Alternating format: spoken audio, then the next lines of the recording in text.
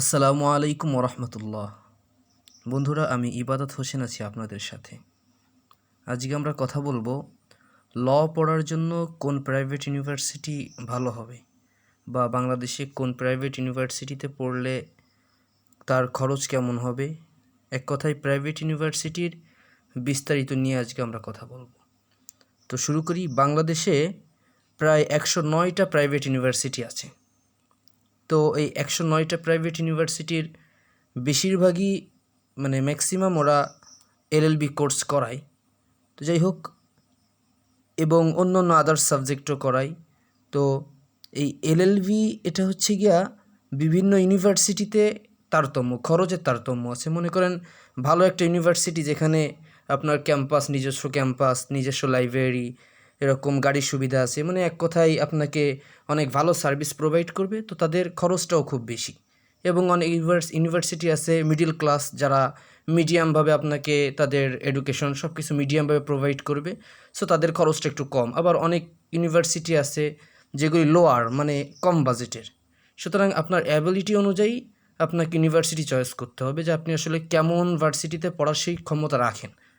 তো ইউনিভার্সিটির ক্ষেত্রে আপনার আরও একটা জিনিস দেখতে হবে যে আপনার বাসা থেকে যাতায়াত অথবা থাকা খাওয়া, শুধুমাত্র টিউশন ফি দেখলেই তো চলবে না। আপনাকে দেখা যাচ্ছে সেখানে যাতে রেগুলার ক্লাস করতে পারেন সেই জিনিসটা আপনার মাথায় রাখতে হবে। কারণ টপ ইউনিভার্সিটির ভিতরে বাংলাদেশের ভিতরে আপনারা জানেন যে নর্থ সাউথ ইউনিভার্সিটিটার নাম খুব বেশি। তো নর্থ সাউথে আমি কথা বলেছিলাম LL.B কোর্সের জন্য।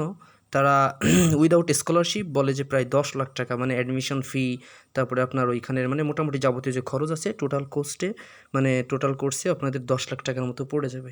তারপর কথা বলেছিলাম হচ্ছে গিয়ে আপনার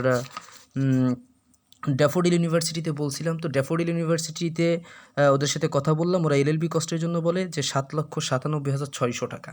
এটা হচ্ছে উইদাউট স্কলারশিপ 7,97,600 টাকা। তারপর কথা বলেছিলাম হচ্ছে আপনার নর্দার্ন ইউনিভার্সিটির LL.B কস্ট হচ্ছে 3,56,000 টাকা। এটা নর্দার্নের আর কি, ওরা LL.B কস্ট উইদাউট স্কলারশিপ, মনে রাখতে হবে। তারপর বলেছিলাম ঢাকা ইন্টারন্যাশনাল ইউনিভার্সিটিতে কথা বলেছিলাম। তো ঢাকা ইন্টারন্যাশনাল ইউনিভার্সিটিতে LL.B কস্ট হচ্ছে 5,05,000 টাকা। এর ভিতরে আপনার অ্যাডমিশন ফি, তারপরে আপনার ওইখানে ভর্তি ফি সব মিলায় আর কি ওদের LL.B কস্ট কোর্সের। তারপর মানারাত ইন্টারন্যাশনাল ইউনিভার্সিটিতে কথা বলেছিলাম। ওদের LL.B কস্টের কথা বলছিল হচ্ছে 2,22,000 টাকা। তারপরে আতিশ দীপঙ্কর ইউনিভার্সিটিতে কথা বলেছি, ওরাও বলেছে ওদের LL.B যে রেগুলার যে সেটা হচ্ছে 2,80,000 টাকা। তো এই যে মোটামুটি একটা ধারণা দিলাম আর কি।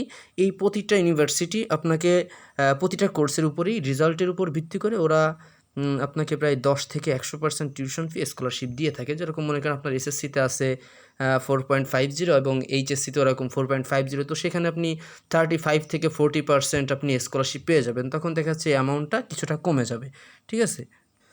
তো আমি বলবো আসলে ল সাবজেক্টটা হচ্ছে একটু ডিফারেন্ট, তো এটার জন্য আপনার অবশ্যই একটা ভালো একটা ইউনিভার্সিটি চুজ করা উচিত, লাইক কোনো পাবলিক ইউনিভার্সিটি। এটা হচ্ছে সবথেকে বেস্ট অপশন আপনার জন্য, কারণ পাবলিকের পড়ালেখা আর প্রাইভেটের পড়ালেখা তো আসলে এক হবে না। এজন্যই ল এর জন্য আপনার BJS পরীক্ষা, আপনার বার কাউন্সিল পরীক্ষা, BCS দিতে পারবেন। মোটামুটি আপনার একটা উজ্জ্বল একটা ফিউচার। তো এটার জন্য অবশ্যই আমাদের কষ্ট করে পাবলিকে অ্যাডমিশন নেওয়াটাই বেটার। তো যাই হোক, আজকে আর না, ইনশাল্লাহ অন্য একদিন কথা বলবো। আমাদের অ্যাবাউট দ্য ল চ্যানেলের সাথেই থাকবেন। ধন্যবাদ। আসসালামু আলাইকুম ওয়া রাহমাতুল্লাহি ওয়া বারাকাতুহু।